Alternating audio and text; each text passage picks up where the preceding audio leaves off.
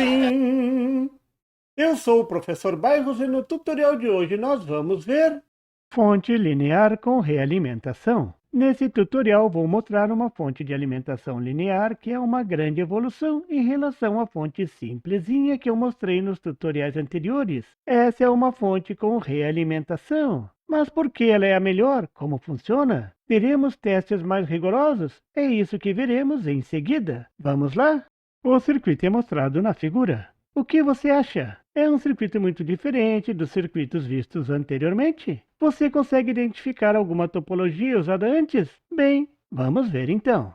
Primeiro de tudo, o transistor de potência. É o mesmo de antes, o nosso TIP122, um transistor Darlington. Ele será responsável por reforçar a corrente de saída, a corrente na carga. A resistência R1 é a resistência que alimenta a corrente de base do transistor Q1, mas agora também alimenta o coletor do transistor Q2. Agora tem as novidades. O transistor Q2 é a chave para melhorar esse circuito. O transistor Q2 tem no emissor o diodo Zener. Esse conjunto vai dar uma grande estabilidade a esse circuito. O transistor Q2 é do tipo BC337, aquele transistor de média potência, o preferido para usar nas fontes de alimentações. O diodo Zener é do tipo padrão com a tensão de 3,6 volts, meio watt. Você já sabe para que ele serve, não é mesmo? Isso mesmo! Para estabilizar o circuito e servir de referência para a tensão de saída. As resistências R2, R3 e R4 formam um circuito de realimentação que dá o nome a esse tipo de fonte. O potenciômetro servirá para ajustar a tensão de saída no valor preciso, nesse exemplo no valor de 6 volts. E agora, como funciona? Como essas resistências de realimentação e o Zener fazem a diferença nesse circuito? Existem mais de uma forma de analisar esse circuito. Uma delas é achando uma malha que passa pela saída e que todas as tensões sejam conhecidas, menos a tensão de saída. Nessa análise, vou considerar a resistência do potenciômetro e a resistência R2 uma só resistência, a resistência R23. Você consegue ver uma malha assim nesse circuito? A malha da figura é uma possibilidade. Vou chamar a tensão entre a base de Q2 e o terra de VR, tensão de referência. A tensão sobre a resistência R4. A tensão VF sobre o potenciômetro R3 e a resistência R2 é a tensão de realimentação. É assim que elas funcionam na verdade. Vamos levantar a equação? Mais VO, a tensão de saída, a tensão que queremos calcular, menos VF, a tensão de realimentação, feedback, menos VR, a tensão de referência. Tudo isso é igual a zero. A tensão na resistência R4, a tensão de referência, pode ser determinada na malha da figura. Simples assim. A tensão de referência é igual a 3,6 volts da tensão Zener, mais 0,7 volts, isso dá 4,3 volts. Agora é possível determinar a corrente R, a corrente de referência. Você sabe como? Isso mesmo, usando a lei de Ohm. A corrente de referência é igual à tensão de referência sobre R4. Nesse exemplo é igual a 4,3 volts sobre 680 ohm, isso dá 6,3 mA. Agora vem o pulo do gato. O projeto é desenvolvido de forma a fazer a corrente de referência muito maior do que a corrente de base, de forma que essa corrente circula direto pelo potenciômetro e resistência R2. A tensão de saída VO é igual à tensão de referência mais a tensão de realimentação RF, a tensão sobre a resistência R23.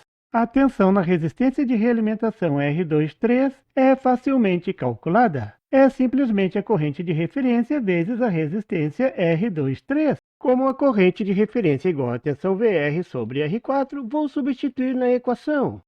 Chegamos na equação final, a equação que determina a tensão de saída na fonte linear com realimentação. A tensão de saída é igual à tensão de referência, que foi colocada em evidência, vezes 1 mais a razão entre a resistência R23 sobre R4. Simples assim.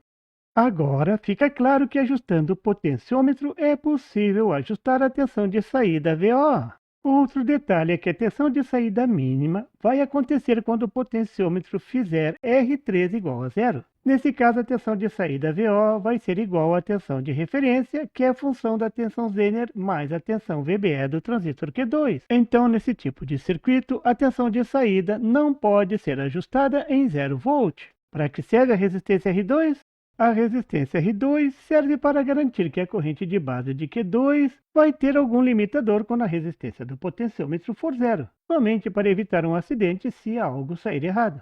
Note que nesse circuito o potenciômetro ajusta a tensão de saída entre a tensão de referência VR e a tensão máxima, que vai ocorrer para o valor máximo do potenciômetro. O fato de não ajustar a tensão a partir do 0 volt pode ser uma desvantagem dessa fonte. Então, essa é uma fonte muito boa para a tensão de saída fixa, onde a tensão de saída pode ser ajustada com precisão pelo trim-pot. É o caso desse exemplo em que a tensão de saída foi ajustada para 6 volts. O fato de controlar a tensão de saída através de uma malha de realimentação torna esse circuito muito estável e de excelente regulação de tensão. A tensão se mantém estável mesmo em altas correntes.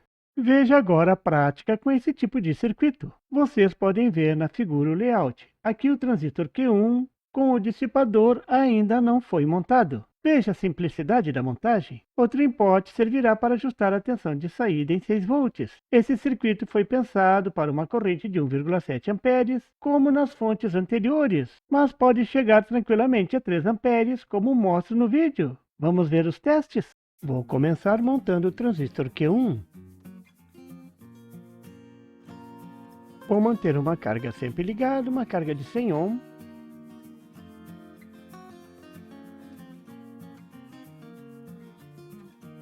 Vou ligar a fonte de alimentação. Vou verificar, o zener não está virado, o cátodo está para o emissor, correto. Vou manter um voltímetro ligado para medir a tensão de saída, é mais preciso. Uma garrinha jacaré para ligar o terra do voltímetro.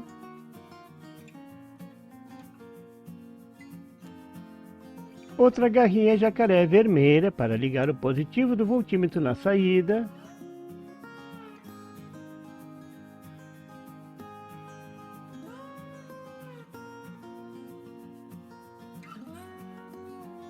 Vamos ligar a fonte então. Ligando, a tensão no voltímetro, a tensão de saída é 8 volts. Então vou ajustar o trim-pot para que a tensão de saída fique exatamente em 6 volts. Veja a simplicidade do circuito. Vou variar o trim-pot agora para confirmar a tensão mínima. E agora a tensão máxima.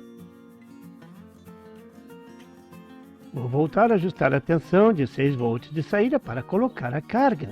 Vamos botar fogo no parquinho.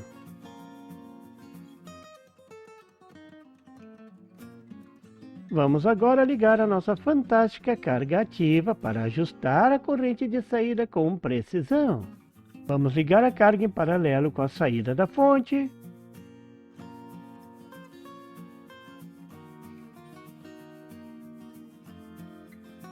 Vamos ajustar a tensão de saída agora, dar aquele toque final, bem em 6 volts. Vamos ligar a carga, vamos começar com uma corrente baixinha, 200 mA, para dar emoção. Aumentando para 500 mA. Vamos subindo, 1 ampere, e a tensão de saída, ó, bem estável. Agora subindo ao máximo, 1,7 amperes, 2 amperes, a fonte limitou, vamos voltar, 1,7 amperes, fantástico, a tensão de saída estável. E o transistor de saída, ó, nem está esquentando. Fonte com tensão zener e realimentação é outro nível. Estamos na corrente máxima e a tensão de saída nem variou. Bem, vamos medir a temperatura do transistor de saída. Tá bom, tá subindo um pouquinho, mas tá bom. A fonte está se comportando tão bem que vamos botar mais corrente. Vamos subir a corrente, ver o que acontece. Será que a fonte vai resistir? Vejam que fantástico! Chegamos a 3 amperes e a tensão de saída variou somente 0,2 volts. Essa fonte é muito boa. 3 amperes e a fonte funcionando bem e a temperatura bem sob controle. Aprovada! Quero ver você montar a sua agora. Você viu nesse tutorial uma fonte muito boa e prática de montar, a fonte linear com realimentação, a melhor opção. Nos próximos tutoriais vou mostrar como anexar o controle de corrente, para deixar o bom ainda melhor. Aguarde! E por favor, se você não é inscrito, se inscreva! E marque o sininho para receber as notificações do canal. E não esqueça de deixar aquele like. e compartilhar para dar uma força ao canal do Professor Bairros. E não tem site? Tem sim, é www.bairrospd.com. Lá você encontra o PDF e tutoriais sobre esse e outros assuntos da eletrônica. E fique atento ao canal do Professor Bairros para mais tutoriais sobre eletrônica. Até lá!